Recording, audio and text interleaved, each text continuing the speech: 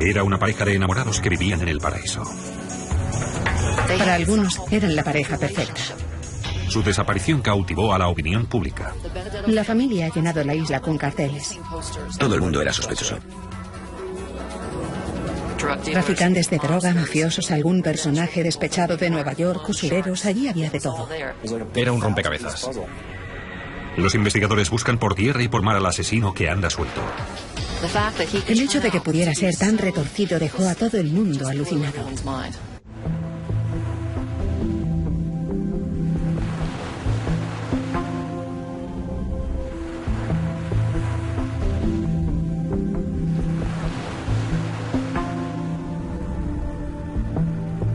La isla Singer es un lugar idílico, rodeado de agua azul y cristalina.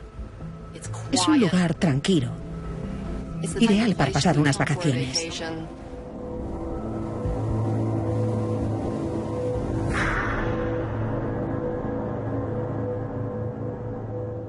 Janet Pirro y Christopher Benedetto se habían mudado a la isla Singer en Florida desde Nueva York para disfrutar de la buena vida. Chicos, ¿habéis empezado sin mí? En Dolphin Drive se vivía una intensa vida social. Todo el mundo se involucraba en la vida de los demás. A los ojos del mundo entero, Chris y Janet era una pareja muy enamorada. La salsa de cualquier fiesta. Me parece que la barbacoa ya está lista para el pescado. ¡Genial! ¡Qué guay! Chris había sufrido un terrible accidente cuando trabajaba en la construcción. Se había hecho mucho daño en la espalda, tanto que sufría dolores constantes. La indemnización por este accidente había sido tan generosa que pudieron comprar esta casa en Dolphin Drive y vivir el sueño de salir de pesca por el canal a una manzana de distancia. Habían encontrado el paraíso. El 11 de noviembre de 1998, fiesta de los veteranos en Estados Unidos, Chris había pasado el día en su barco. Janet estaba ocupada planeando una velada con sus vecinos en cuanto Chris regresara. Hola, Karen, soy yo.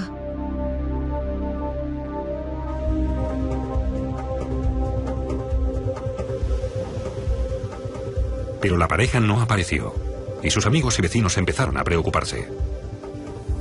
Intentaron localizar a Janet llamándole a su móvil. No dieron señales de vida aquella noche, y cuando sus vecinos regresaron, su casa estaba a oscuras. A la mañana siguiente sigue sin haber rastro de Chris y Janet.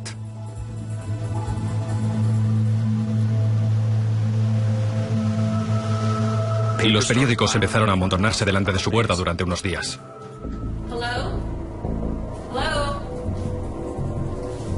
Los vecinos entraron en la casa y empezaron a buscar por todas partes. Buscaron sus maletas, sus zapatos favoritos, pero estaba todo en su lugar. Abrieron la nevera y allí estaba toda la medicación de Chris. Por lo tanto, llamaron a los familiares de la pareja en el norte. La primera persona a quien llamaron fue la hermana de Janet, Regina Coblan. El marido de Regina, Michael, coge la llamada. Se brinda para avisar a la familia de Chris e ir a Florida en persona para buscar a la pareja desaparecida. Tranquiliza a la vecina y le asegura que no es necesario llamar a la policía. No tienes que preocuparte por nada. Me ocuparé yo de todo. Michael estaba casado con Regina, la hermana de Janet, y las dos parejas habían intimado mucho cuando Janet se casó con Chris. Coblan estaba encantado de que se hubieran mudado a Florida porque le encantaba salir de pesca. Iba a verles 3 o 4 veces al año y se quedaba a dormir en su casa. Incluso tenía su propia llave. Hasta ese punto era íntima su relación. Chris y Janet querían mucho a Coblan. Para ellos era el gran Mike. Incluso se metieron en sus negocios y le prestaron $200,000. Se sentía atraído hacia la gente con dinero. Y le gustaba despilfarrar. Era el típico que siempre invitaba a una ronda a todo el personal del bar. Y le encantaba ser el gran Mike. Su relación con Chris era estupenda. Coblan voló a Florida inmediatamente. Se instaló en casa de la pareja desaparecida durante varios días. Preguntó a todos los vecinos e informó a la familia Benedetto de que no había encontrado nada fuera de lugar en la isla. Ante la falta de resultados de las pesquisas de Coblan, 2 hermanos de Chris se reunieron con él para llevar a cabo su propia investigación. La familia Benedetto es probablemente una de las familias más compenetradas y cariñosas del mundo. Eran 8 hijos en total, Chris incluido. 2 de sus hermanos, Michael y Paul Benedetto, son agentes de policía. Empezaron a distribuir carteles buscándoles. Llamaban a la puerta de todos los vecinos. Investigaban en los puertos deportivos por si alguien sabía de su barco. La prensa se apodera de la historia. ¿Todavía no les han encontrado? No, todavía no. Y los Benedetto denuncian su desaparición a la policía local. ¿Sí? Soy el detective Payne de la policía de Riviera Beach. Yo, Mike Benedetto. La primera vez que nos reunimos con los hermanos Benedetto en casa de la pareja desaparecida, nos dijeron que ya llevaban 3 o 4 días allí. Suponiendo que se hubiera cometido un crimen en aquella casa, todos los indicios habían quedado ya destruidos o contaminados porque habían estado viviendo allí. Esto dificultó bastante nuestra investigación. Los detectives lanzan una investigación en toda regla. En la primera fase de la investigación interrogué a los hermanos, los amigos y a Michael Coblan. ¿Qué otra cosa le parece sospechosa? La medicina, porque Chris tiene que medicarse. ¿Medicina? Para la espalda. Les dijimos que aquel mismo día tendríamos una orden de registro firmada por un juez. Y les dijimos que tenían que evacuar la casa. Habían estado en la isla Singer viviendo en casa de Chris y Jeanette mientras buscaban a sus familiares desaparecidos. El último día dijeron, vale, llevamos 5 días aquí, tenemos que regresar a nuestras vidas cotidianas, pero haremos todo lo posible por encontrarlos. Y entonces se pusieron a repasar toda la casa, despizándolo todo, apagando luces y el aire acondicionado, hasta que uno de los hermanos Benedetto entró en el garaje. Y al fondo, contra la pared detrás del coche, apenas visible bajo una mesa de trabajo, encontró un congelador para los cebos de pesca. Decidió abrir el congelador antes de desconectarlo y al levantar la tapa quedó horrorizado al ver un cuerpo desnudo, completamente congelado. Ya no se trata de la desaparición de unas personas, es un escalofriante caso de homicidio. Y los investigadores están a punto de vadear en aguas muy peligrosas.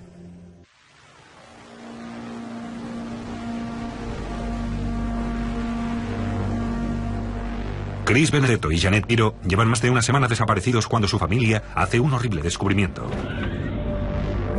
El cadáver del congelador era el de Jeanette Pirro.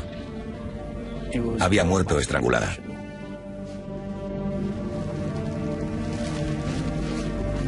Paul Benedetto se dejó llevar por el pánico. Estaba muy afectado. Tuvimos que ocuparnos nosotros de llamar a los operativos sanitarios porque empezó a dolerle el pecho, al igual que a otro de los hermanos. También empezaban a tener náuseas. Fue entonces cuando dijimos, esto es el escenario de un crimen, por lo tanto que todo el mundo salga de esta casa.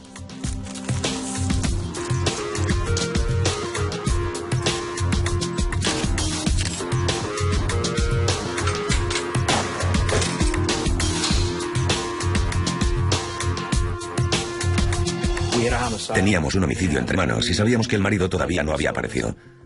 Mi primera impresión fue que Christopher Benedetto estaba involucrado de alguna manera en el asesinato. Pensé, ha huido, pero volverá. O tendremos que darle caza a nosotros. Cuando registran, se encuentran un vídeo grabado por la pareja poco antes de desaparecer. Las joyas están aseguradas, pero por si acaso, sortija de diamantes y rubíes. En este vídeo, Christopher y Jeanette recorrían su casa documentando sus pertenencias, sus joyas y sus muebles para su compañía de seguros. Todas estas cañas están hechas a medida. 2 delgadas del 15, anchas con hilo a balón. 4, 30, 10, TW. Y aproximadamente... aproximadamente no. 6 carretes en total. Los detectives descubren que las joyas de Jeanette han desaparecido y empiezan a sospechar que el dinero está detrás de todo. Investigan entonces su situación financiera. Chris Benedetto y Jeanette tenían varias cuentas y queríamos ver si alguien había sacado dinero para tener alguna pista sobre el posible sospechoso. Pero pasarán varios días antes de que los investigadores descubran otra pista importante.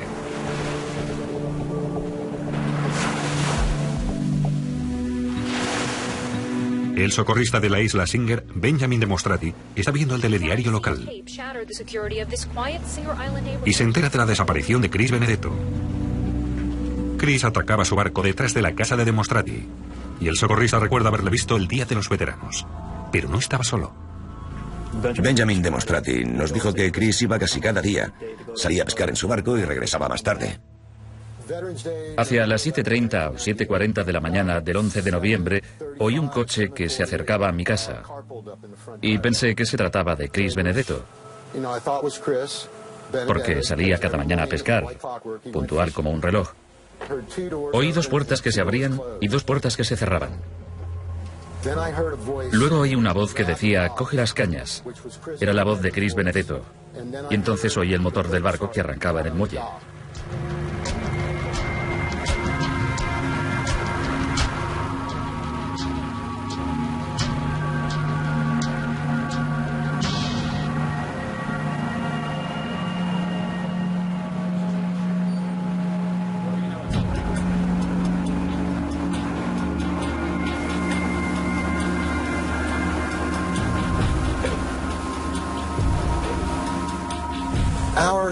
Hora y media o 2 horas más tarde, aproximadamente, vi regresar el barco, pero Chris no iba a bordo. Luego esta persona pasó justo entre mi taller y el lado oeste de la finca. Pasó andando tranquilamente y se marchó. Era un hombre blanco, corpulento, debía pesar unos 115 kilos, con el pelo rubio rojizo y 1,90 m o 1,95 m de alto. Teníamos 4 o 5 personas que correspondían con esta descripción. Estaban los hermanos Benedetto, además de algunos amigos de la familia, y un cuñado llamado Michael Coblan. Decidimos traer a todos los miembros de la familia a casa de Ben Demonstrati para montar una especie de rueda de reconocimiento. ¿Le reconocía si le viera? Claro, le reconocería enseguida. Como los detectives descubrirán, los negocios de Chris con su familia pueden haberle reportado unos beneficios mortales.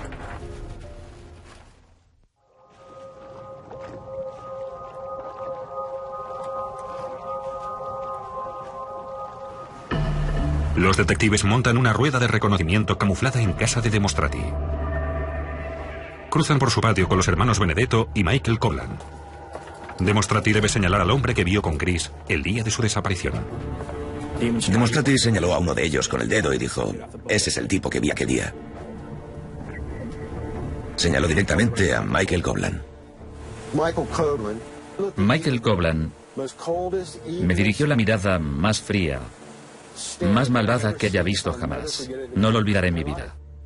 Le pedimos a Michael Coblan que se separara de los demás. Nos lo llevamos hacia un rincón y le dijimos que viniera con nosotros a comisaría. ¿Estuvo usted aquí el 11 de noviembre? No, en absoluto. ¿Dónde estuvo ese día? En casa. ¿Salió con el barco de Chris el 11 de noviembre? No, no lo hice. ¿Y si le digo que tenemos un testigo que afirma haberle visto en el barco aquel miércoles? Debe estar equivocado. ¿Por qué? Porque no estuve aquí. ¿Hay alguien que corrobore que aquel día estuvo en su casa? Mi mujer.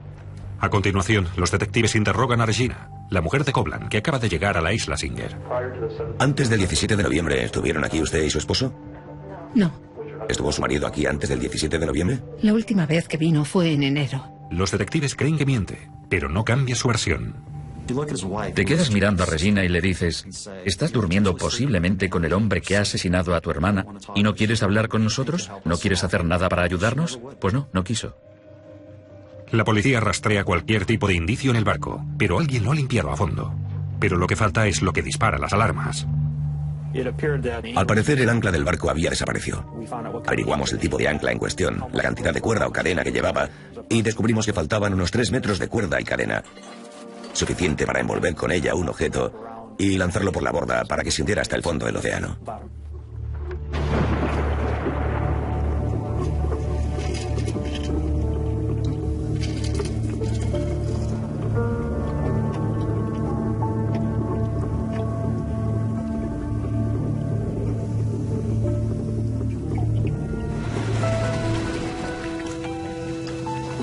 Pedimos a un experto que investigara el GPS del barco de Chris y nos dijo que parte de la información que contenía el GPS se había borrado, pero que todavía quedaba algo. Entonces llamé a la estación local de la Guardia Costera y seguimos el rumbo marcado en el GPS durante un par de horas.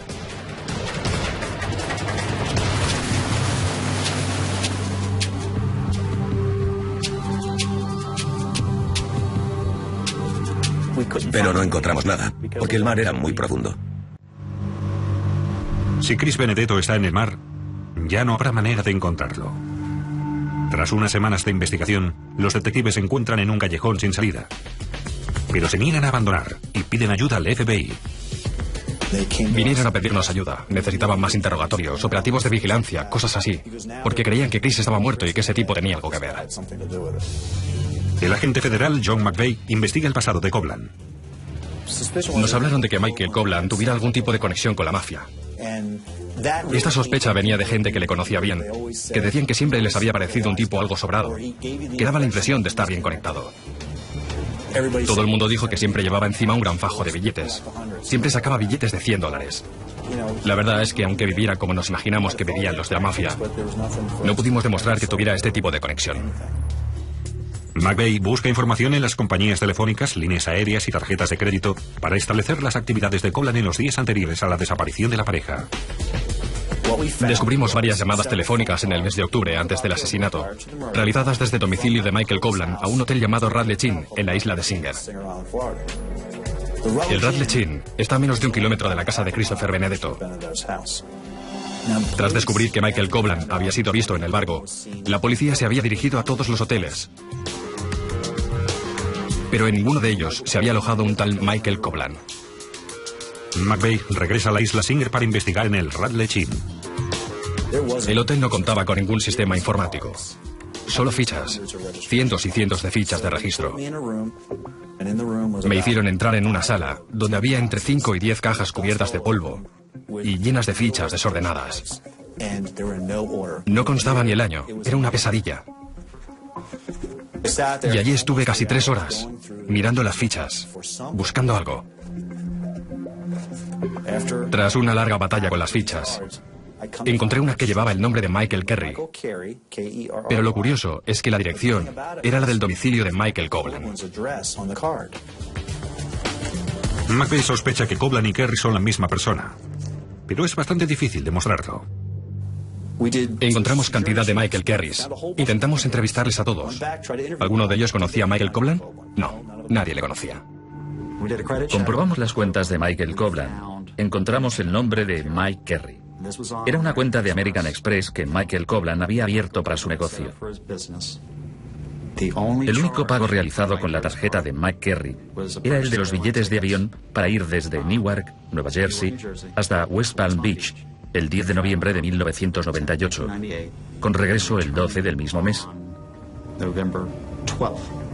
Y la tarjeta había sido cancelada en diciembre de 1998. El agente McVeigh repasa los registros telefónicos con la esperanza de encontrar más información que vincule a Kovlan con Mike Kerry. Recuerdo que estaba sentado en mi escritorio repasando todos esos números. Llegué a los números de tarjeta telefónica y vi una de esas llamadas desde un número de Florida al teléfono móvil de Regina Kovlan. Aquella llamada había sido realizada el 11 de noviembre de 1998 a las 14:14 desde el teléfono de Florida al teléfono móvil. Y recuerdo que pensé, ¿por qué llevaría Michael Kerry a la mujer de Michael Kovlan desde Florida? Los investigadores están un poco más cerca de situar a Kovlan en la isla Singer aquel día de los veteranos. Pero sin una prueba contundente, siguen lejos de poder demostrar que es el culpable.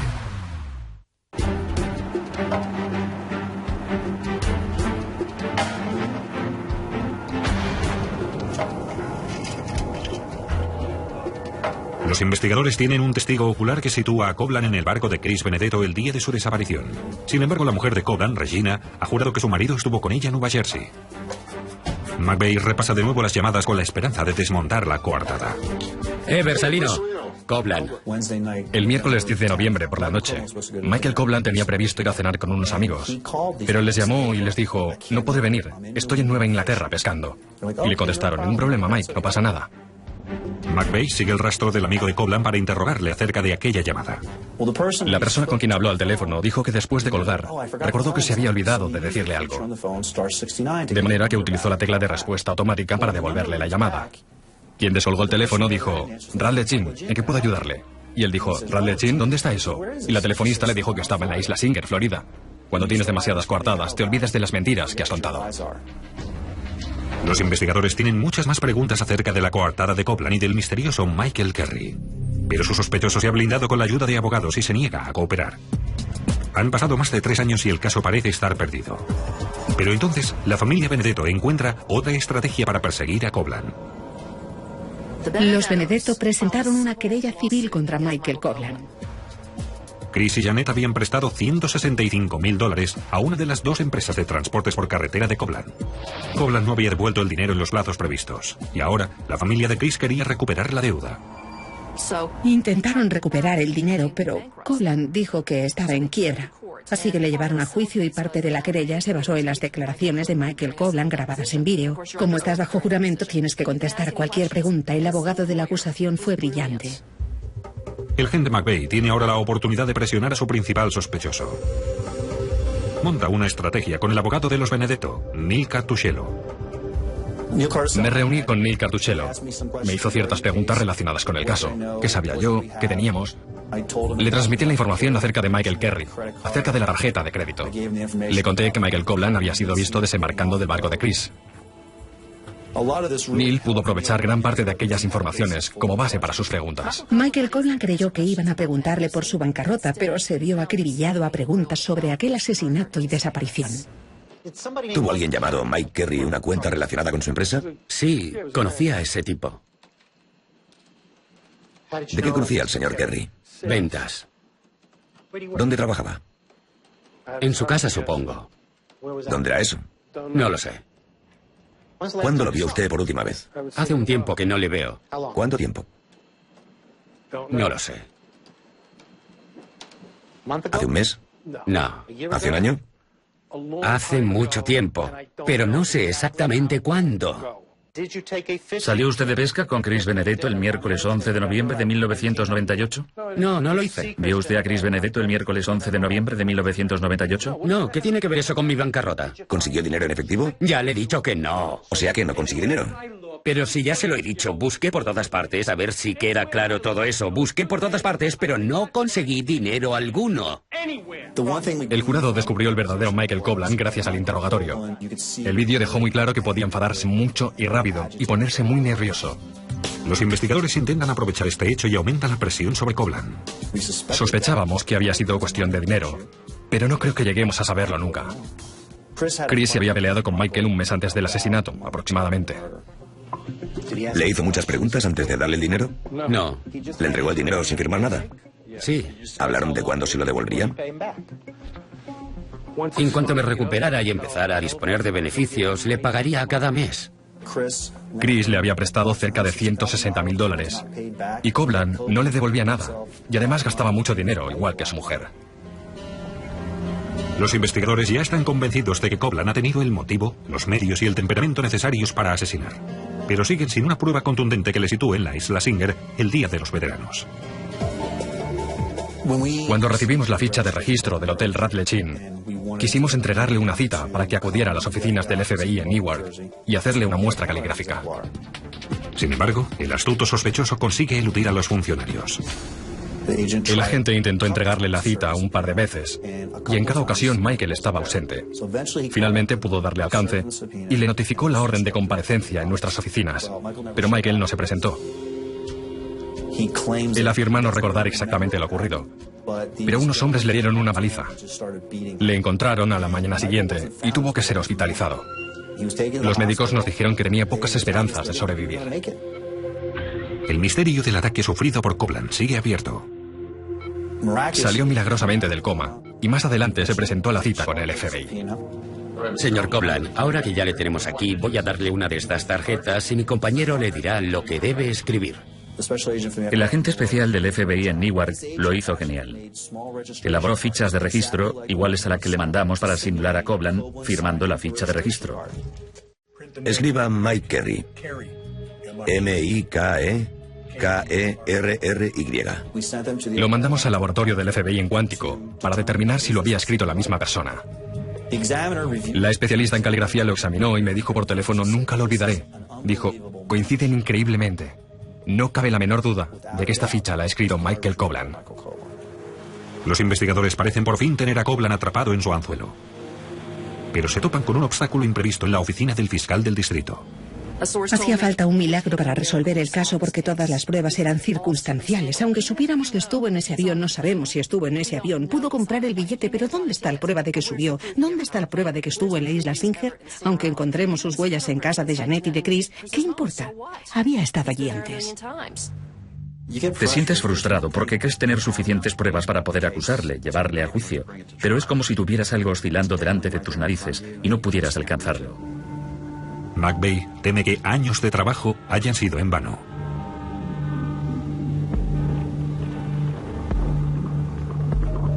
Lo que hice fue recabarlo todo y escribir un sumario de unas 20 páginas con toda la información disponible sobre el caso. Todas las entrevistas, todo el contexto, todos los asuntos financieros que habíamos investigado y que yo había entregado a la fiscalía. Tras 5 años, el procurador está a punto de cerrar el caso cuando coincide en un avión con John Castrenakes, fiscal adjunto del estado. Me dirigía hacia Atlanta en avión para pronunciar un alegato en otro caso completamente ajeno a este. Y uno de mis colegas estaba a punto de cerrar un caso. Y como no tenía nada que leer durante el viaje, no llevaba ningún libro, le pedí la memoria para leer un poco. Pensé que sería una historia bastante interesante. Y él le entregó mi sumario a John. Y John se lo leyó. Y se quedó mirando al procurador y dijo: ¿por qué no está en la cárcel ese tipo? Entonces John Castrenake se involucró en el asunto y me llamó para decirme: vamos allá, vamos a hacerlo. Castrenake acepta encargarse del caso a partir de aquel momento, pero sabe que necesita un testigo principal. Después de la pausa, Castrenake y McVeigh idean una estrategia que esperan termine finalmente por volver las tornas para Michael Kovlan.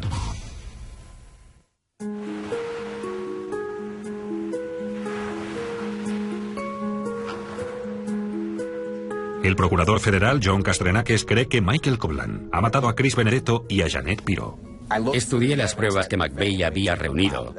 Sabía, por ejemplo, que Michael Kovlan había venido a Florida bajo un nombre falso y podían demostrar que se había registrado en el Hotel Radcliffe como Mike Kerry. Según las pruebas caligráficas realizadas, tenían el móvil del dinero, de las relaciones de negocios y de la deuda que había contraído con su cuñado Chris Benedetto. Y en aquel momento me di cuenta de que con algunas informaciones adicionales, el gobierno federal podía desarrollar el caso y llevarlo a juicio. Pero primero, Castrenake necesita establecer las bases para que sea un caso federal. Pensé que si podíamos demostrar que el asesinato se había cometido en un barco o un canal conectado con el océano, se encontraría entonces bajo jurisdicción federal. El muelle situado detrás de la casa de Demostrati, que estaba conectado con la Ensenada y el océano, era un canal navegable y por lo tanto estaba bajo jurisdicción federal. Ya lo teníamos.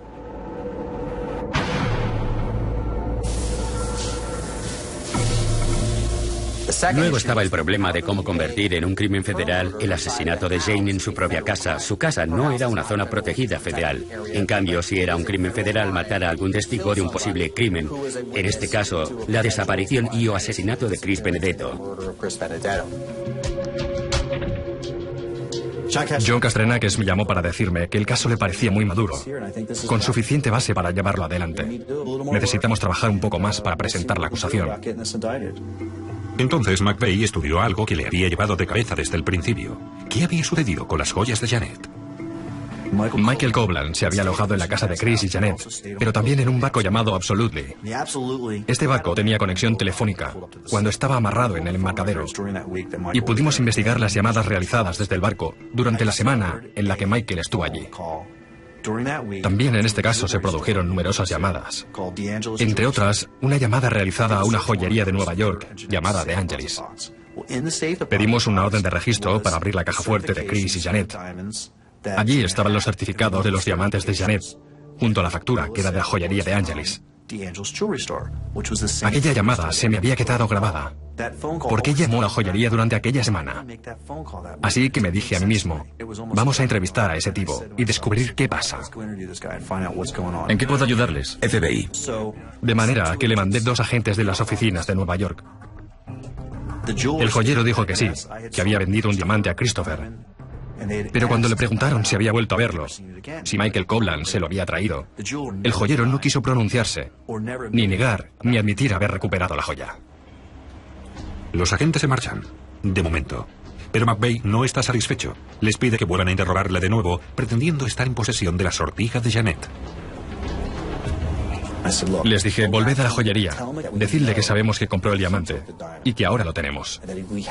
Era bastante arriesgado, porque si no lo había comprado, sabría que mentíamos. Pero si lo había comprado, no podría saber todo lo que nosotros sabíamos. Era una respuesta muy arriesgada. Los agentes volvieron a la joyería y le interrogaron de nuevo. Y lo primero que dijo fue, necesito hablar con un abogado. McVeigh corre de inmediato a Nueva York para sacarle el resto de la historia. El joyero nos dijo que sí, que Michael Kovlan le había llamado. Le había dicho, he estado en Florida. Mis familiares han desaparecido. Y ya debes saber que mi cuñada ha aparecido asesinada. He cometido un gran error. Es que he tenido muchos gastos relacionados con su búsqueda. Y me he llevado el anillo de mi cuñada. ¿Puedes encontrarme comprador? Así que Michael le había vendido la sortija. Y el joyero a su vez se la había vendido a otra persona. Los investigadores están cerca de demostrar que Copland había robado las joyas, pero eso no constituye una prueba indiscutible. El problema era que se trataba de la palabra del joyero contra la de Michael Copland.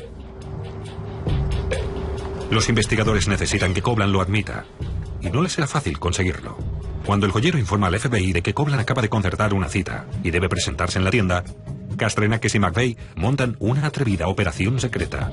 Cuando se enciende la luz roja, quiere decir que está funcionando. Los agentes federales equipan al joyero. Le dijimos que debíamos equiparle con una grabadora y que él tenía que hablar con Michael de la sortija. También entregan al joyero una citación judicial falsa para prestar declaración en Florida.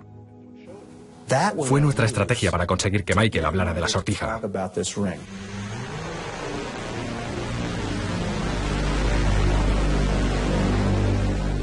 Finalmente, Michael se presentó en la joyería.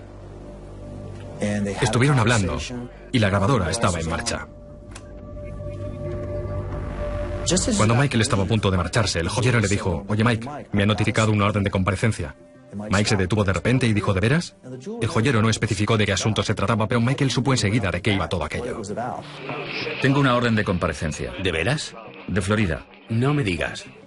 Entonces el joyero dijo: «¿Y si me preguntan por el anillo que me trajiste?». ¿Y si me preguntan por las piezas? En lo que a mí respecta, no has vuelto a verla nunca más. Yo no he estado en contacto contigo. Nadie lo sabe. De acuerdo. Eso es algo entre tú y yo. Te lo digo de veras, joder. A mí no me sacará ni una palabra. De acuerdo. Eso sería como lanzarme de un puente. Era un reconocimiento implícito de que Copland le había vendido el anillo de Janet. Cuando oí aquello dije: el caso ya está resuelto. Cerca de 5 años después de iniciarse la investigación, los detectives están por fin preparados para detener a Michael Copland, acusado de asesinato. Pero con una argumentación en gran parte circunstancial y un solo cadáver, nadie puede garantizar que el sospechoso no se escabulla una vez más.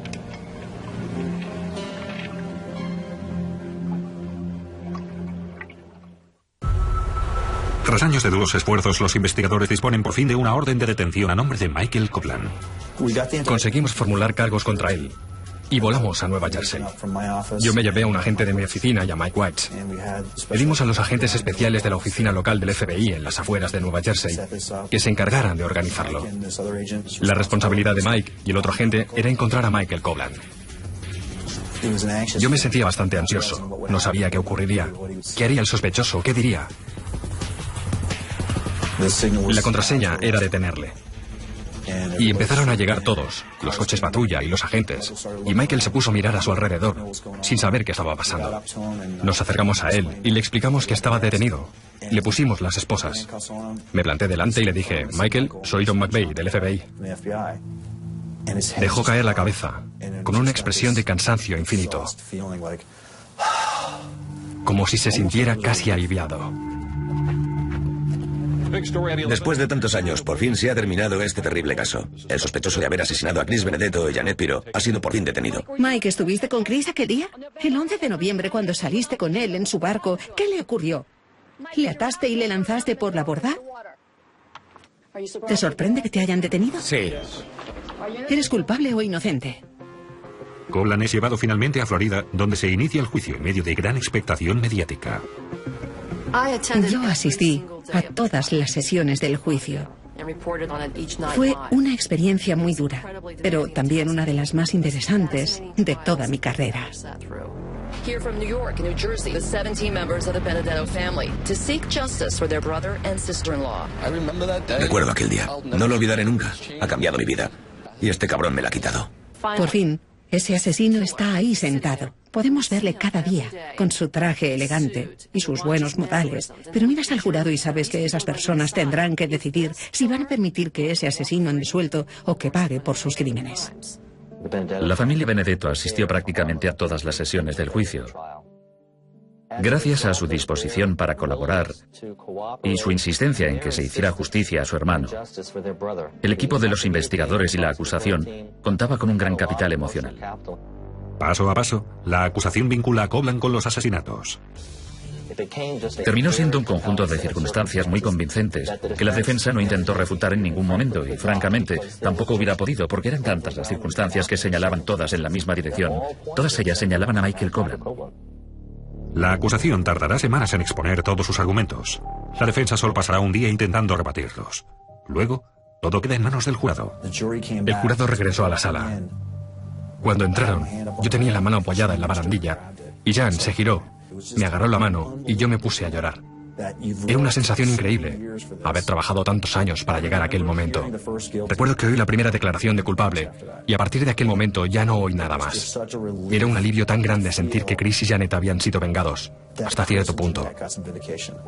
Y recuerdo que miré a Michael Coblan y que estaba completamente impasible.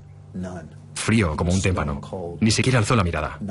Y entonces dije, sé que hemos condenado al verdadero culpable, porque carece por completo de emociones.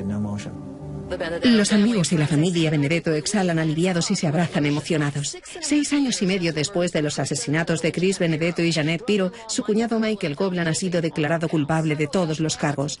El juez Daniel Harley ha considerado que las pruebas presentadas contra Michael Coblan en estos asesinatos tan horrendos y sin sentido son demoledoras. A instancias de la extensa familia de las víctimas, el juez le condena a 3 cadenas perpetuas. Menos de 2 años después, Coblan muere en la cárcel de un ataque cardíaco. Fue como decir, todo ha terminado. El cuerpo de Chris no ha aparecido, y a pesar de los años transcurridos, el dolor de su desaparición sigue vigente. John McVeigh y la familia Benedetto siguen manteniendo estrechas relaciones. Años después, había unos servicios fúnebres en recuerdo de Chris. Se presentaron más de 200 personas. Yo pronuncié unas palabras. Les dije, todo el mundo en esta sala conocía a Chris y Janet. Todo el mundo excepto yo. Pero ahora tengo la sensación de conocerles tanto como todos vosotros. Bajé del podio, bajo un aplauso cerrado de los asistentes, agradeciéndome lo que había hecho. No quiero atribuirme todo el mérito, porque fuimos muchos los que trabajamos para resolver el caso, y considero que el aplauso fue para todos nosotros, para todo el equipo.